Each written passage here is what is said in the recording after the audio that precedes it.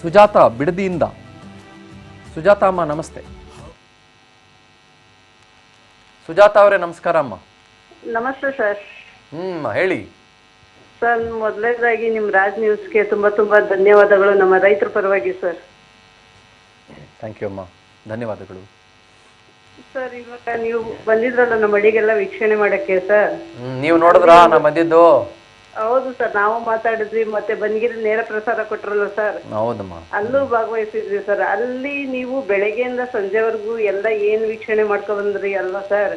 ಅಲ್ಲಿ ನಮ್ಮ ರೈತರು ಅಭಿಪ್ರಾಯ ಕೇಳಬೇಕಾದಂತ ಸಂದರ್ಭದಲ್ಲಿ ಸರ್, ನಿಮ್ಗೆ ಬೆಳಗ್ಗೆಯಿಂದ ನೋಡಿದಂತ ಪ್ರಕೃತಿ ಒಂದು ಏನು ಒಂದು ನಮ್ಗೆ ಒಂದು ಕಲ್ಪವೃಕ್ಷ ಕಾಮಧೇನುಗಳನ್ನೆಲ್ಲ ನೋಡ್ಕೊ ಬಂದ್ರಲ್ಲ, ನಿಮ್ಗೆ ಅಷ್ಟೊಂದು ಕಿಚ್ಚಿತ್ತು ಇದನ್ನೆಲ್ಲ ಹೆಂಗೆ ಇವರು ನಾಶ ಪಡಿಸ್ತಾರೆ ಅಂತ ನಿಮ್ಗೆ ಅಷ್ಟೊಂದು ಕಿಚ್ಚಿತ್ತು ಸರ್. ನಾವು ಇವಾಗ ಹೈನುಗಾರಿಕೆ ಮಾಡ್ಕೊಂಡು ನಮ್ಮ ಜೀವನ ಕಟ್ಕೊಂಡಿದೀವಿ ಸರ್. ಇವಾಗ ನಾವು ಅದರಿಂದ ಬದುಕಿರೋ ಅಂತ ಜನ ನಾವು ಇವಾಗ ನಮ್ಮ ಮಕ್ಳಿಗಿನ್ನ ಹೆಚ್ಚಾಗಿ ನಾವು ಹಸುಗಳನ್ನ ಸಾಕೊಂಡಿದೀವಿ ಸರ್. ನಮ್ಗೆ ಜೀವನ ಕೊಟ್ಟಿದೆ ಅದು. ಇವಾಗ ಮೊದಲೇದಾಗಿ ನಮ್ ಭೂಮಿ ತಗೊಳಕ್ ಮೊದ್ಲು ನಮ್ಮ ಹಸುಗಳಿಗೆಲ್ಲ ಒಂದು ದಾರಿ ಮಾಡ್ಕೊಡ್ಬೇಕಲ್ವಾ ಸರ್ಕಾರ? ಕಡಿಯೋಂತ ಕಟ್ಕರ್ಗ್ ಮಾತ್ರ ಕೊಡ್ಬಾರ್ದು, ಅದಕ್ಕೊಂದು ವ್ಯವಸ್ಥೆ ಮಾಡ್ಕೊಡ್ಬೇಕು. ಇಲ್ಲ ಮಹಾರಾಷ್ಟ್ರಕ್ಕೋ ಪಂಜಾಬ್ ಹರಿಯಾಣಕ್ಕೆ ಅವನ್ನೆಲ್ಲ ರಫ್ತು ಮಾಡ್ಬಿಡ್ಬೇಕು ಮೊದ್ಲು. ಆಮೇಲೆ ನಮ್ಮ ಭೂಮಿಗೆ ಬೆಲೆ ಕಟ್ಬೇಕು ಇವರು. ನಿಮ್ದು ನೀವು ಸುಜಾತ ಅವರು ಅಂದ್ರೆ ಮಾರಮ್ಮನ ಗುಡಿ ಹಿಂದ್ಗಡೆ ಮನೆ ಐತಲ್ಲ ಅವರ? ನೀವು ಅದ್ರ ಹತ್ರ ಮನೆ ಐತಲ್ಲ? ಅರಳಾಳ್ ಸಂದ್ರದವ್ರು ಸರ್ ನಾವು. ಅರಳಾಳ್ ಸಂದ್ರದವ್ರು ನೀವು. ಅಲ್ಲಿ ಒಬ್ರು ಹಿಂಗೆ ಅಂತ ಇದ್ರು ನನಗೆ. ಇವಾಗ ಜೀವನ ನಾವು ಮುಕ್ಕಾಲು ಭಾಗ ರೈತರು ಮಹಿಳೆಯರೆಲ್ಲ ಸರ್ ಹೈನುಗಾರಿಕೆಯಿಂದಾನೇ ನಾವು ಸಬಲರಾಗಿರೋದು ಅಂತ ಸರ್ ನಾವು. ಇದು ವಾಸ್ತವ, ನೀವೇ ನೋಡಿದಿರಿ. ಈಗ ನಮ್ಮ ಲಕ್ಷಾಂತರ ಹಸುಗಳನ್ನೆಲ್ಲ ನಾವ್ ಏನ್ ಮಾಡ್ಬೇಕು? ಯಾವ ಕಾಡುನೂ ಇಲ್ಲ ಸರ್. ಇವಾಗ ಕಾಡು ಹೊಡಿಬೇಕು ಅಂದ್ರೆ ಇವಾಗ ನಮ್ಮ ಭಾಗದಲ್ಲಿ ಸರ್ ಸುಮಾರು ಸಾವಿರಾರು ನವಿಲಿದೆ. ಯಾರಾದ್ರೂ ಒಂದು ಪುಕ್ಕನ ತಂದು ಮನೇಲಿ ಇಟ್ಕೊಂಡ್ರೆ ಅದು ಕ್ರೈಮ್, ಅಪರಾಧ ಅಂತ ಸರ್ಕಾರ ಹೇಳುತ್ತಲ್ವಾ? ಹೌದಮ್ಮ. ಇವಾಗ ಇಷ್ಟು ಅವರು ಸರ್ವನಾಶ ಮಾಡ್ಬೇಕು ಅಂದ್ರೆ ನವಿಲುಗಳನ್ನ ಅವರು ಒಂದು ಕ್ರೈಮ್ ಮಾಡೋದ ರೀತಿನೇ ತಾನೆ. ಅವ್ರು ಬೇರೆ ಸಂವಿಧಾನದಲ್ಲಿ ಇದಿಲ್ಲ, ನಮ್ಗ್ ಬೇರೆ ಇಲ್ಲ. ಎಲ್ಲಾರು ಅಪರಾಧ ಅಂದ್ರೆ ಎಲ್ಲಾರು ಅಪರಾಧನೇ, ಎಲ್ಲಾರು ಅಪರಾಧಿಗಳೇನೇನೆ. ಅದ್ಯಾರೋ ಇಬ್ರು ಡ್ಯಾನ್ಸ್ ಮಾಡೋರೆ ಮೊನ್ನೆ, ನವಿಲು ಪುಕ್ಕ ಹಾಕೊಂಡ್ಬಿಟ್ಟು ಡ್ಯಾನ್ಸ್ ಮಾಡೋರೆ ಇಬ್ರು. ಅದ್ಯಾರೋ ಇಬ್ರು. ಹೌದು ಸರ್, ಹೌದು, ನೋಡ್ದೆ ಟಿವಿ. ಅದ್ಯಾರೋ ಇಬ್ರು ಡ್ಯಾನ್ಸ್ ಮಾಡೋರು, ಅವ್ರ ಮೇಲೆ ಕೇಸ್ ಹಾಕವ್ರಂತೆ. ಇವಾಗ ಇಲ್ಲಿ ಬಂದ್ಬಿಟ್ಟು 1500 ನವಿಲುಗಳನ್ನ ನಾಶ ಮಾಡ್ತಾರಂತೆ. ಹೆಂಗೈತೆ ಕತೆ ಇದು ನೋಡ್ರಿ. ಅಲ್ಲ ಸರ್, ಇವಾಗ ನವಿಲು ನಾಶ ಆಯ್ತದಲ್ಲ, ಯಾರು ಹೊಣೆ ಇದಕ್ಕೆ? ಸರ್ಕಾರವೇ ಹೊಣೆ, ಇನ್ಯಾರು?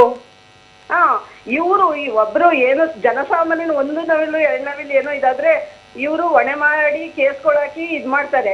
ಅಂದ್ರಲ್ಲಿ ಇವ್ರೆಲ್ಲ ಇವಾಗ ಶಾಸಕರು ಸಚಿವರು ಎಲ್ಲ ಅವರಲ್ಲ, ಇವ್ರಿಗೆಲ್ಲ ನಾವು ಕೇಸ್ ಮಾಡ್ಬೋತಾನೆ. ಹೌದು, ನಮ್ಮ ರಾಷ್ಟ್ರ ಪಕ್ಷಿನ ಕೊಲೆ ಮಾಡ್ತಾವ್ರೆ ಅಂತ. ಹೌದು ಸರ್, ಇವಾಗ ನಮ್ಮ ಭಾಗದ ಶಾಸಕರಿಗಂತೂ ಗೊತ್ತಿಲ್ಲಪ್ಪ, ಇದ್ರ ಪರವಾಗಿ ನಿಂತು ಬಿಟ್ಟವ್ರೆ. ಏನು ಭೂ ಸ್ವಾಧೀನ ಮಾಡ್ಕೊಂಡ್ಬಿಡ್ಬೇಕು, ನಾವ್ ACT ಮಾಡ್ಬಿಡ್ಬೇಕು, ಇವನ್ನೆಲ್ಲ ಧ್ವಂಸ ಮಾಡ್ಬಿಡ್ಬೇಕು, ರೈತರನ್ನೆಲ್ಲ ಒಟ್ಟಾರೆ ಧ್ವಂಸ ಮಾಡ್ಬಿಡ್ಬೇಕು, ಭೂಮಿ ಹಾಕೊಂಡು ತುಳಿದ್ಬಿಡ್ಬೇಕು ರೈತರನ್ನ. ಆ ರೀತಿ ಮಾಡ್ತಾವ್ರಲ್ವಾ? ಬೇರೆ ಶಾಸಕರು ಬೇರೆ ಭಾಗದವ್ರಿಗೆ ಏನ್ ಗೊತ್ತು? ನಮ್ ಬಿಡ್ದಿ ನಮ್ ಬೈಲ್ಮಂಗ್ಲ ಗ್ರಾಮ ಪಂಚಾಯತಿ ಬಗ್ಗೆ ರೈತರ ಬಗ್ಗೆ ಏನ್ ಗೊತ್ತು? ಇಲ್ಲಿ ವಸ್ತು ಸ್ಥಿತಿ ಏನದೆ, ಅವ್ರಿಗೆ ಏನು ಮಾತಾಡೋಂತ ನೈತಿಕತೆ ಇದೆಯಾ ಸರ್ ಅವ್ರಿಗೆ ನಿಜವಾಗ್ಲೂ? ಈ ಶಾಸಕರುಗಳು ಅವ್ರದ್ದೇನೋ ಒಂದು ಗಿಮಿಕ್ ಇರ್ತಾನೆ, ನಮ್ಗೊಂದು ಸಚಿವ ಸ್ಥಾನ ಕೊಟ್ಟಾರೇನೋ ಅಂತ. ಅವ್ರು ಅದ್ರ ಬಗ್ಗೆ ಮಾತಾಡ್ಕೋಬೇಕು, ಅವ್ರ ಲಾಬಿಗಳನ್ನ ಊಟಾಕಬೇಕು. ನಮ್ಮ ರೈತರ ಜಮೀನ ಕಿತ್ಕೊಳ್ಳೋಂತಗೆ ಇವ್ರ ಸಪೋರ್ಟ್ ಮಾಡ್ಬೇಕು. ಹೌದು, ಎಲ್ಲಾ ಸಚಿವರಿಗೆ ನಾವು ಈ ಮಾಧ್ಯಮದ ಮೂಲಕ ಹೇಳ್ತೀವಿ, ನಮ್ಮ ರೈತರ ಬಗ್ಗೆ ನಾವು ರೈತರಲ್ಲ, ಭೂಮಿ ಇಲ್ಲ, ಕೃಷಿ ಭೂಮಿ ಇಲ್ಲ, ನೀರಾವರಿ ಇಲ್ಲ, ಅಲ್ಲಿ ಬೆಳೆಯಂತ ಬೆಳೆ ತಿನ್ನಕ್ಕೆ ಯೋಗ್ಯವಾಗಿಲ್ಲ ಅಂತ. ಅದ್ರಲ್ಲೂ ನಮ್ಮ ಬೆಳೆ, ನಮ್ಮ ಹಾಲು ಏನಿದೆ ಅದ್ರ ಬಗ್ಗೆ ಮಾತಾಡೋ ಅಂತ ಹಕ್ಕು ಯಾರಿಗೂ ಇಲ್ಲ. ಇದ್ರ ಬಗ್ಗೆ ಇನ್ನೊಂದು ಒಬ್ಬ ಶಾಸಕ ಯಾರಾದ್ರೂ ಮಾತಾಡಿದ್ರೆ ನಾವು ನಿಜವಾಗ್ಲೂ ತುಂಬಾ ತುಂಬಾ ಕಠೋರವಾದ ನೀತಿಗಳನ್ನ ಕೈಗೊಳ್ಬೇಕಾಯ್ತದೆ ಸರ್. ನಿಜವಾಗ್ಲೂ ಬಹಳ ನನ್ಗೆ ಅರ್ಥ ಆಗತ್ತಮ್ಮ. ಬಹಳ ನಿಮ್ಮ ಗಂಟ್ಲೆ ನಿಮ್ಗೆ ಹೂತೋಗ್ತಾ ಇದೆ, ನನ್ಗೆ ಅರ್ಥ ಆಗತ್ತೆ ನೀವು ಮಾತಾಡುವಾಗ. ನಿಮ್ಮ ನೋವು ನನ್ಗೆ ಅರ್ಥ ಆಗ್ತಾ ಇದೆ. ಸುಜಾತಮ್ಮ, ನಿಮ್ಮ ಪರವಾಗಿ ನಾವು ಖಂಡಿತ ಹೋರಾಟ ಮಾಡ್ತೀವಿ. ದಯವಿಟ್ಟು ಧೈರ್ಯ ಕಳ್ಕೊಳ್ಬೇಡಿ ಅಮ್ಮ, ಪ್ಲೀಸ್. ಕೇಳಿದ್ರೆ ಕೊಟ್ಬಿಡ್ತೀವಿ.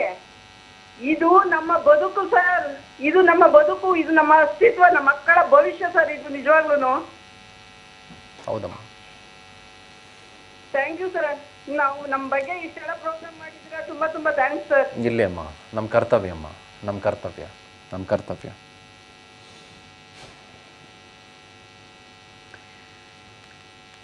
ನಾನೇನು ಮಾತಾಡೋ ಅವಶ್ಯಕತೆ ಜಾಸ್ತಿ ಇಲ್ಲ ಅಂತ ಅಂದ್ಕೊಳ್ತೀನಿ. Not required. ನಾನೇನು ಇಲ್ಲಿ ಎತ್ಕಟ್ಟೋ ಕೆಲಸನೂ ಮಾಡ್ತಾ ಇಲ್ಲ, ಯಾರ ವಿರುದ್ಧನೂ ಮಾತಾಡೋ ಕೆಲಸ ಮಾಡ್ತಾ ಇಲ್ಲ. ಬದುಕು, ಅಸ್ತಿತ್ವ, ನಮ್ಮ ಮಕ್ಕಳು, ನಮ್ಮ ಜೀವನ, ನಮ್ಮ ಉಸಿರು, ನಮ್ಮ ಬೆವರು, ನಮ್ಮ ಕನಸು, ನಮ್ಮ ನನಸು, ಇದನ್ನೆಲ್ಲ ಕಿತ್ಕೊಳ್ತಿದ್ದೀರಲ್ಲ ಅಂತ ಕೇಳ್ತಾರವರು. ಸುಭಾಷ್ ಅಂತ ಹುಬ್ಬಳ್ಳಿಯಿಂದ ಕರೆ ಮಾಡಿದ್ದಾರೆ. ನಮ್ಮ ಕಟ್ಟಾಯ್ತಾ ಫೋನು? ಕಟ್ಟಾಯಿತು. ನನಗೆ in fact I wanted to talk to Subhash. ಹುಬ್ಬಳ್ಳಿಯಲ್ಲಿರುವಂಥ ಸುಭಾಷ್ ಅಂತ ಅವರಿಗೆ, ನಮ್ಮ ಉತ್ತರ ಕರ್ನಾಟಕದ, ನಾನು ಉತ್ತರ ಕರ್ನಾಟಕದವನು, ನಾನು ಬಳ್ಳಾರಿಯವನು, ನಮ್ಮದು ಕಂಪ್ಲಿ ಆಯಿತಾ. ಇನ್ಫ್ಯಾಕ್ಟ್ ನಮ್ಮ ಕಡೆ ಸಿಕ್ಕಾಪಟ್ಟೆ ಬರಡು ಭೂಮಿ ತುಂಬ. ನಾನು ಯಾವಾಗಲೂ ಒಂದು ಮಾತು ಹೇಳ್ತಾ ಇರ್ತೀನಿ, ಏನು ಗೊತ್ತಾ, ಈ ಬೆಂಗಳೂರಿಗೆ ಸಿಕ್ಕಾಪಟ್ಟೆ ಪ್ರೆಷರ್ ಆಗ್ತಾ ಇದೆ ಅಂದ್ಬಿಟ್ಟು ನೀವು ಬೆಂಗಳೂರಿನ ಅಕ್ಕಪಕ್ಕನೇ ಎಲ್ಲ ತುಂಬಿಕೊಂಡು ಹೋಗೋದಲ್ಲ ನೀವು, ಅಥವಾ ಬೆಂಗಳೂರಿಗೇನೆ ಎಲ್ಲ ತುಂಬ್ಕೊಂಡು ಹೋಗೋದಲ್ಲ ನೀವು. ಓ ಆಯಿತು, ಬೆಂಗಳೂರಿಗೆ ಪ್ರೆಷರ್ ಆಯ್ತಾ ಅದೇ ಅಂದ್ಬಿಟ್ಟು ನೀವು ಬಿಡದಿ ನೋಡೋದಲ್ಲ, ಕೋಲಾರ ನೋಡೋದಲ್ಲ, ಇನ್ನೊಂದು ನೋಡೋದಲ್ಲ, ಮತ್ತೊಂದು ನೋಡೋದಲ್ಲ. ಅವುಗಳೆಲ್ಲವೂ ಕೂಡ ಅವದ್ದೇ ಆದ ರೀತಿಯಲ್ಲಿ ತಮ್ಮ ಅಸ್ತಿತ್ವವನ್ನು ಕಾಪಾಡಿಕೊಂಡು ಭಾಳ ಬ್ಯೂಟಿಫುಲ್ಲಾಗಿ ಬರ್ತಾ ಇದ್ದಾವೆ. ಆದರೆ ನೀವು ನಾನು ಹೇಳ್ತಾ ಇದ್ನಲ್ಲ, ನಾನು ಉತ್ತರ ಕರ್ನಾಟಕದ ಹುಡುಗ. ನಮ್ಮಲ್ಲಿ ಹೆಂಗಿದೆ ಅಂತಂದರೆ, ನಮ್ಮಲ್ಲಿ ಒಂದು ಬಿಸಿಲು, ಇನ್ನೊಂದು ಉರಿ ಬಿಸಿಲು, ಎರಡೇನೇನೆಯ. ನಮ್ಮಲ್ಲಿ ಎಷ್ಟು ಕಂಪ್ನಿಗಳನ್ನು ಓಪನ್ ಮಾಡ್ಬೋದು ಅಂತಂದರೆ, ಉದಾಹರಣೆಗೆ ನಮ್ಮ ಕಲಬುರಗಿ ಒಬ್ಬ ಹುಡುಗ ಸಾಫ್ಟ್ವೇರ್ ಇಂಜಿನಿಯರ್ ಆಗ್ತಾನೆ ಅಂತಂದರೆ, ಅವನು ಹೈದರಾಬಾದ್ಗೆ ಹೋಗಬೇಕು ಅವನು ಕೆಲಸ ಮಾಡೋಕ್ಕೆ, ಇಲ್ಲ ಪುಣೆಗೆ ಹೋಗಬೇಕು, ಅವನು ಮುಂಬೈಗೆ ಹೋಗಬೇಕು, ಇಲ್ಲ ಡೆಲ್ಲಿಗೆ ಹೋಗಬೇಕು, ಇಲ್ಲ ಬೆಂಗಳೂರಿಗೆ ಬರಬೇಕು ಅವನು. ಅಲ್ಲಿ ಇಂಡಸ್ಟ್ರಿಗಳನ್ನು ಎತ್ತೋದಕ್ಕೆ ಯಾವನು ಹಿಂದೆ ಮುಂದೆ ನೋಡಲ್ಲ. ಯಾವ ಇಂಡಸ್ಟ್ರಿಯವನು ಬರೋದಿಲ್ಲ ಅಲ್ಲಿ. ಸರ್ಕಾರಗಳು ಅದಕ್ಕೆ ಡೋಂಟ್ ಕೇರ್ ಆಟಿಟ್ಯೂಡ್. ನೀರು ಕೊಡಲ್ಲ, ಭೂಮಿ ಕೊಡಲ್ಲ, ವ್ಯವಸಾಯಿಗಳಿಗೆ ಪಾಪ ಅಲ್ಲಿ ಜನ ಮಾಡೋಕ್ಕಾಗದೆ ಸಮ್ಮರ್ ಟೈಮ್ನಲ್ಲಿ ಗುಳೆ ಹೊರಡ್ತಾರೆ ಪಾಪ. ಒಬ್ಬನೂ ಕೇರ್ ಮಾಡಲ್ಲ ಈ ಶಾಸಕ ಅಂತ ಕರೆಸ್ಕೊಂಡಂಥ ಮನುಷ್ಯರು. ತಿನ್ಕೊಂಡು ಚೆನ್ನಾಗಾದ್ರೆ ಅಲ್ಲಿರುವಂಥ ಶಾಸಕರು ಎಲ್ಲರೂ ತಿನ್ಕೊಂಡು ಮುಂದ್ಕೊಂಡು ಚೆನ್ನಾಗಿ ಮಜಾ ಮಾಡ್ಕೊಂಡು 4 ಫಾರ್ಚುನರ್ ಕಾರು, ಮರ್ಸಿಡಿಸ್ ಬೆಂಜು, ಪೋರ್ಷೆ ಎಲ್ಲ ಇಟ್ಕೊಂಡು ಮಜಾ ಮಾಡ್ಕೊಂಡಿದ್ದಾರೆ ಎಲ್ಲರೂ. ಇವು ನಮ್ಮ ಹತ್ರ ಬರೋದೇ ಇಲ್ಲ. ನಮ್ಮಲ್ಲಿ ಇಷ್ಟು ಸಾವಿರ ಲಕ್ಷ ಹೆಕ್ಟೇರ್ನಷ್ಟು ಜಾಗ ಬರಡಾಗಿ ಬಿದ್ದಿದೆ. ಒಂದು 100 ಇಂಡಸ್ಟ್ರಿನ 10 ವರ್ಷದಲ್ಲಿ ಸ್ಥಾಪನೆ ಮಾಡ್ಬೋದು ನೀವೆಲ್ಲರೂ.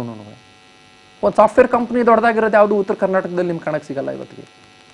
ದೊಡ್ಡದೊಂದು ಸಾಫ್ಟ್ವೇರ್ ಕಂಪ್ನಿ, ಒಂದು ಸಾಫ್ಟ್ವೇರ್ ಹಬ್, ಒಂದು IT ಹಬ್, ಒಂದು BT ಹಬ್, ಒಂದು ಮ್ಯಾಸಿವ್ ಮೆಗಾ ಕಾರಿಡಾರ್. ನಮ್ಮೂರ ಕಡೆ ಅಲ್ಲಿ ಜಿಂದಾಲ್ ಪಂದಾಲ್ ಹೊರತುಪಡಿಸಿದ್ರೆ ಇನ್ಯಾವುದು ಕಾಣಿಸೋದೇ ಇಲ್ಲ ನಿಮಗೆ. ಯಾಕೆ ಅಲ್ಲಿ ನೀವು ಡಿಸೆಂಟ್ರಲೈಸೇಷನ್ ಮಾಡಲ್ಲ? ನೀವು ನಿಮಗೆ ಕಾಣೋದು ಬಿಡದಿ, ನಿಮ್ಗೆ ಕಾಣೋದು ರಾಮನಗರ, ನಿಮ್ಗೆ ಕಾಣೋದು ಕೋಲಾರು, ನಿಮ್ಗೆ ಕಾಣೋದು ದೇವನಹಳ್ಳಿ, ಅಷ್ಟೇನೇನೆಯ? ಯಾಕಿದು?